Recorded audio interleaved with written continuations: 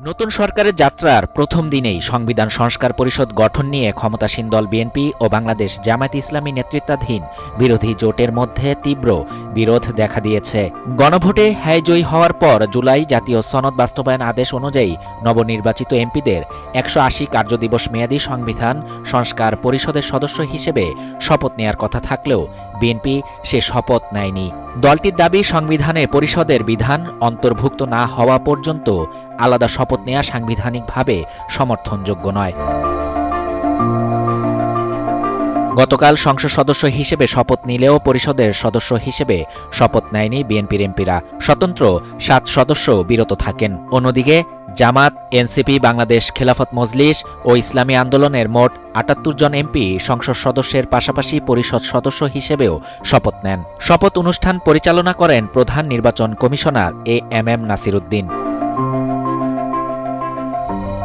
বিএনপির স্থায়ী কমিটির সদস্য সালাউদ্দিন আহমেদ বলেন, গণভোটে পরিষদ গঠনের কথা থাকলেও তা সংবিধানে সন্নিবেশ না করে শপথ নেওয়া যায় না। তার মতে আগে সংসদে প্রস্তাব পাশ করে পরিষদের আইনি কাঠামো নির্ধারণ করতে হবে। বিপরীতে জামাত নেতারা বলছেন, গণভোটের রায়ে জনগণ পরিষদ গঠনের পক্ষে মত দিয়েছেন। শপথ না নেওয়া মানে সেই রায় অমান্য করা। আমরা মনে করি সরকারি দল শপথ না নিয়ে তারা জুলাইকে উপেক্ষা এবং অবজ্ঞা করেছেন। পরিস্থিতিকে আরও জটিল করেছে গণভোটের বৈধতা চ্যালেঞ্জ করে হাইকোর্টে রিট দায়ের। বিরোধী জোটের কয়েকজন নেতা এ নিয়ে বিএনপির ভূমিকা নিয়ে সন্দেহ প্রকাশ করেছেন। ফলে রাজনৈতিক বিরোধের পাশাপাশি আইনি অনিশ্চয়তাও তৈরি হয়েছে। গত ১২ ফেব্রুয়ারি অনুষ্ঠিত গণভোটে ৬৮% ভোটার হ্যাঁ ভোট দেন।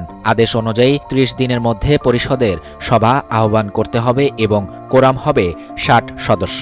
বর্তমানে ৭৮ জন সদস্য শপথ নেয়ায় বিএনপি ছাড়া পরিষদের বৈঠক সম্ভব কিনা তা নিয়েও বিতর্ক রয়েছে।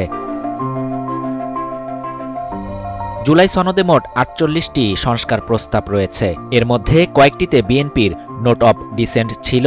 গণভোটে হ্যাঁ জয়ী হওয়ায় বিতর্কিত প্রস্তাবগুলোর বাস্তবায়ন নিয়েও নতুন রাজনৈতিক সমীকরণ তৈরি হয়েছে। প্রথম দিনেই এমন অচলাবস্থা ভবিষ্যতে সরকার ও বিরোধী জোটের সম্পর্ক কতটা সংঘাতময় হবে সে প্রশ্ন এখন সামনে এসেছে। শাহরিয়ার শাফাত, বাংলা নিউজ 24।